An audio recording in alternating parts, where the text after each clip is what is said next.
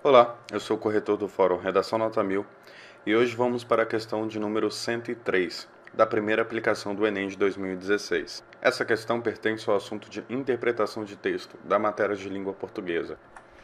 A fim de ganhar tempo na prova, treinaremos essa questão com base na nossa metodologia de resolução simplificada, que consiste na divisão da resolução em 3 passos básicos, que é sempre iniciar a questão pelo enunciado, a partir do enunciado identificar o assunto dessa questão e, tendo o assunto em mente, identificar o gatilho dessa questão, ou seja, o que essa questão quer que você faça, o que ela pede para você fazer. Bem, aqui diz assim: esses textos propõe uma reflexão crítica sobre o consumismo.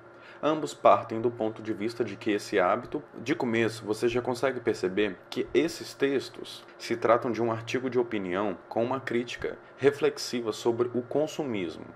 Então você já tem uma noção do que se fala nesse texto sem ao menos ler ele. Aplicando o nosso conhecimento de redação desse canal, da mesma forma que a sua tese, no caso a sua redação, vai conter o seu ponto de vista, ou seja, a sua exposição do que você acha sobre o tema e os problemas e soluções neles correspondentes, aqui não vai ser diferente. Por quê? Porque também é um texto, é um gênero textual. Se eu não me engano, é um artigo de opinião. E o artigo de opinião, ele também é fundamentado nessa mesma lógica de tese, de desenvolvimento e uma conclusão, encerrando a própria ideia do autor. Se aqui no enunciado está dizendo que os dois textos propõem uma reflexão crítica, você que já faz redação, ou você que já tem um hábito de escrever, ou já é familiarizado com os gêneros textuais, principalmente o dissertativo argumentativo do Enem, já consegue sacar que ele está te dando exatamente a localidade do texto mais uma vez. E está aqui, ó. Quando ele diz que ele promove uma reflexão crítica, é óbvio que ele está se referindo ao último período dos dois textos. E está aqui, ó. O último parágrafo dos dois textos revelam exatamente isso, a mesma opinião. Se você lê um e lê outro, percebe que ele está falando sobre as qualidades básicas do indivíduo e como o consumismo interfere nessas qualidades básicas. No caso do texto 1, ele fala sobre a valorização e a visibilidade social de um indivíduo. Ou seja, você é o que você tem, não o que você é de verdade. Não importa se você é inteligente, não importa se você é honesto, não importa se você é bondoso, é caridoso. Se você não aparentar ter, você não é.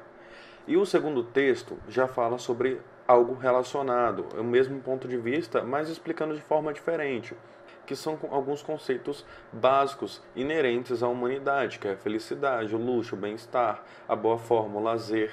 Eles ficam reféns dessa engrenagem do consumo. Tá aqui, ó. São reféns da engrenagem do consumo. Então vamos voltar para o enunciado para poder recapitular o gatilho da questão. Esses textos, ou seja, já grifados aqui a parte específica, propõem uma reflexão crítica sobre o consumismo. A reflexão está aqui no último período. Ambos partem do ponto de vista de que esse hábito, ou seja, o que eles concluem nesses dois exemplos aqui. Alternativa A. Ambos partem do ponto de vista de que esse hábito desperta o desejo de ascensão social. O desejo de ascensão social, ele vem antes, no caso do consumismo. Porque o hábito do consumismo, ele não desperta o desejo de ascensão social. No caso do texto, desses dois textos, é justamente a ascensão social que desperta o consumismo.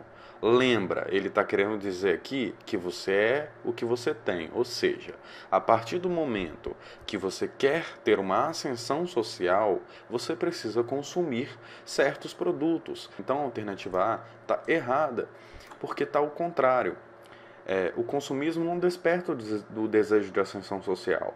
É o desejo de ascensão social que desperta o consumismo. Alternativa B. Provoca mudanças nos valores sociais.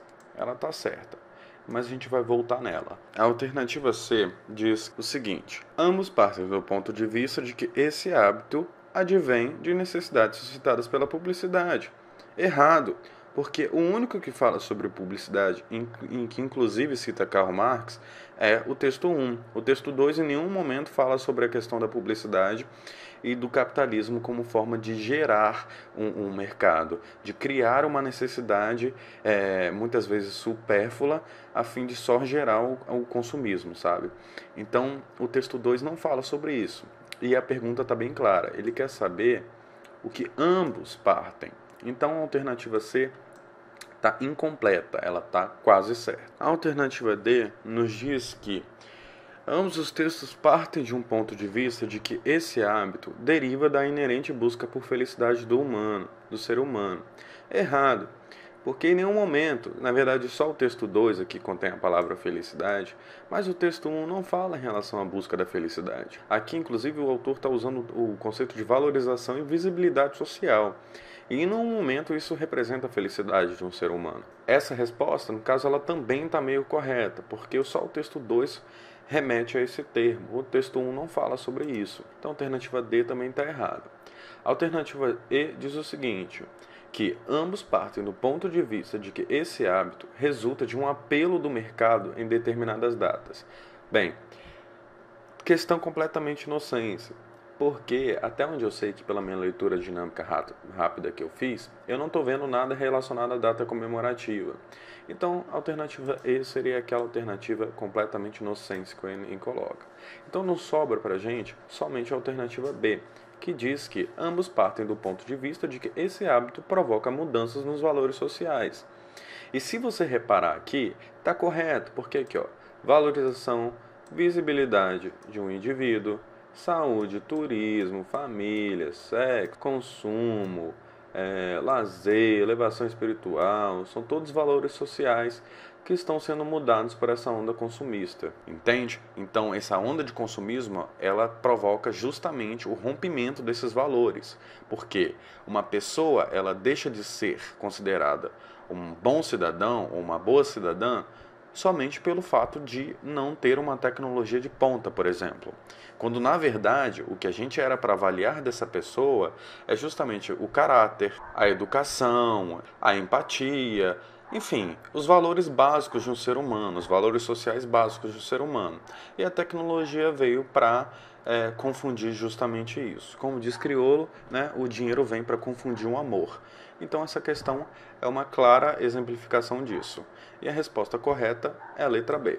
Bem, desculpa esse cachorro latindo no final, mas espero que vocês tenham gostado e tchau, tchau.